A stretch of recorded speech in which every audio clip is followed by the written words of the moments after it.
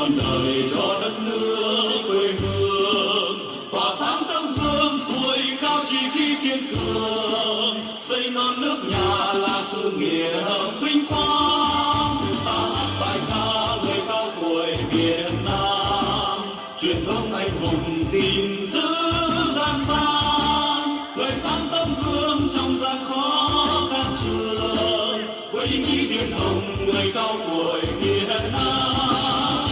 Tuổi cao ý chí càng cao, tuổi cao gương sáng càng cao, chung sức chung lòng xây non sông yêu dấu, gương sáng quên mình người cao tuổi tiên phong.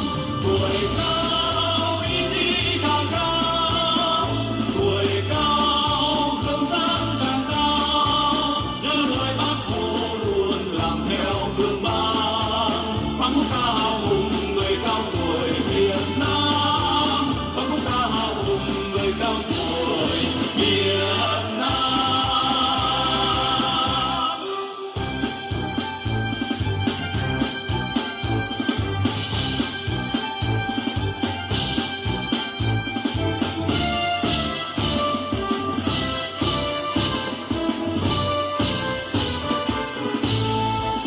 Ta hát bài ca về những người cao tuổi, cùng hiến trọn đời cho đất nước quê hương, tỏa sáng tấm gương tuổi cao chỉ khi kiên cường, xây non nước nhà là sự nghiệp vinh quang. Ta hát bài ca người cao tuổi Việt Nam, truyền thống anh hùng gìn giữ gian sang, lời sáng tấm gương trong gian khó can trường, với ý chí diên hồng người cao tuổi Việt Nam.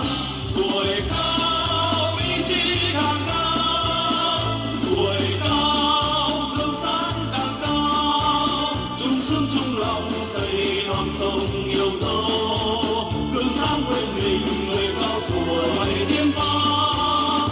Tuổi cao ý chí càng cao, tuổi cao gương sáng càng cao, nhớ lời Bác Hồ luôn làm theo gương bác.